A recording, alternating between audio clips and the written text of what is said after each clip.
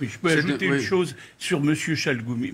Moi, je l'ai rencontré, je le connais depuis un certain nombre de mois, et cet homme vit effectivement sous la protection permanente de la police. Je l'ai rencontré dans un restaurant, il y avait les policiers qui étaient à la porte, sa femme était avec lui, et elle m'a expliqué la vie qu'il menait, et les déménagements, etc. C'est un homme traqué, monsieur l'imam Chalgoumi. Il est courageux et il est traqué. Je vais pas aller dans le sens du vent, mais cet imam, Hassan Chalgoumi, ainsi qu'une bonne partie des gens qui ont signé cette pétition ne représentent pas grand-chose pour les islamistes et pas grand-chose pour le musulman, et pas grand-chose non plus, et pas grand-chose non plus dans le monde musulman. Il faudrait qu'enfin on accepte. La majeure partie des Français de confession musulmane vivent j'en sais ce que j'en sais à partir d'un certain nombre de choses que j'entends. C'est terrible ce que vous dites. Vous pensez que tous les musulmans Je pense qu'aujourd'hui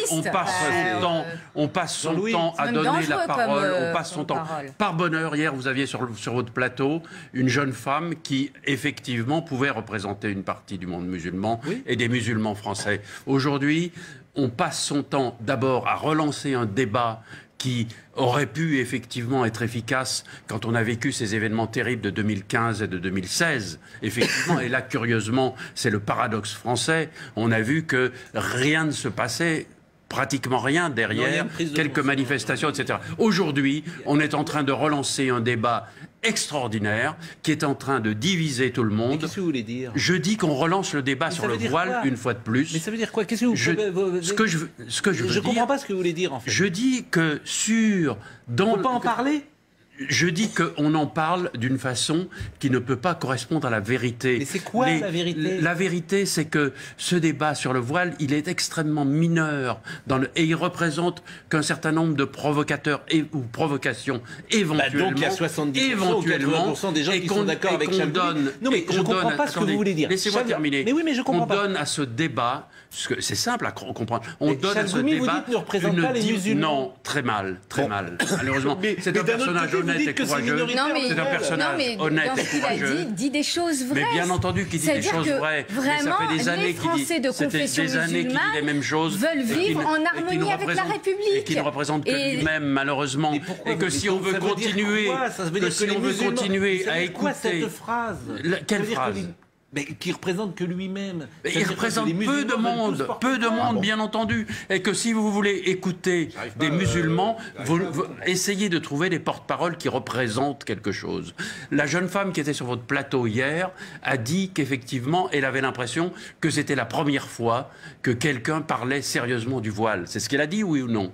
Oui, mais il faut écouter. Mais la jeune femme, elle représente moins de musulmans, si j'ai compris, si j'entends Najwa El Haïté, que Monsieur Chalgoumi. Il n'y a pas de statistiques, mais excusez-moi. Vous pensez que cette jeune femme représentait plus les musulmans? Certainement. Non, je ne suis pas du tout d'accord avec vous. Moi non plus. C'est même de... Je pense qu'il y a une vraie méconnaissance du monde, du monde musulman français et de ce débat. Et je voudrais terminer par un petit sourire. Mais ce débat, si demain vous dites que le voile est un instrument à la mode pour les femmes en France, faites porter le voile à tout le monde, vous verrez que le voile disparaîtra. De la même façon que... Mais bien sûr... Je ne comprends pas ce que vous voulez dire. Oui, je veux vous dire qu'on est en train de lancer... On est en train de lancer, d'allumer, de réallumer en permanence. Et que ça passe par l'éducation, par la culture. Ça, je suis d'accord avec vous. Par contre, quand je vous entends dire que cette femme qui, d'ailleurs, s'est exprimée, a apporté aussi une opinion. Comme je disais, il n'y a pas de clergé dans l'islam sunnite. Eh bien, ça s'entend aussi. Mais elle ne représente pas, je suis désolée, la majeure partie des Français de confession musulmane. C'est faux. C'est incroyable ce que vous avez dit. Eh bien, parce que vous... Je suis désolé de vous le dire, vous ne connaissez qu'une partie... Jean-Louis, non, attendez...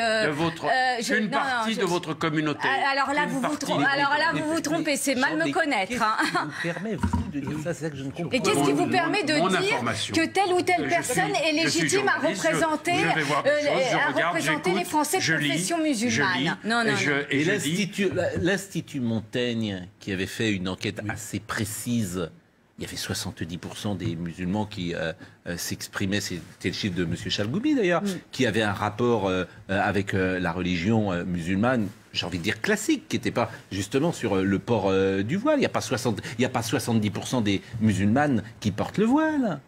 Ça se verrait quand même. C'est pas ce que je dis. Mais il y a 70% des musulmanes certainement qui pensent que cet extraordinaire débat qu'on a provoqué, qu'on monte et qu'on déchaîne dans leur communauté est quelque chose qui ne représente pas leur véritable réflexion. On lutte.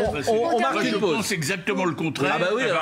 Je ne dis pas ce que tu as dit, je m'excuse. C'est-à-dire, vous racontez n'importe quoi, les musulmans... Je ne dis pas vous raconter n'importe quoi. Et puis telle ou telle personne est légitime à représenter les Français de confession musulmane. Des débats qui ne représentent pas réellement la situation. Moi, je vous renvoie à l'étude de l'Institut Montaigne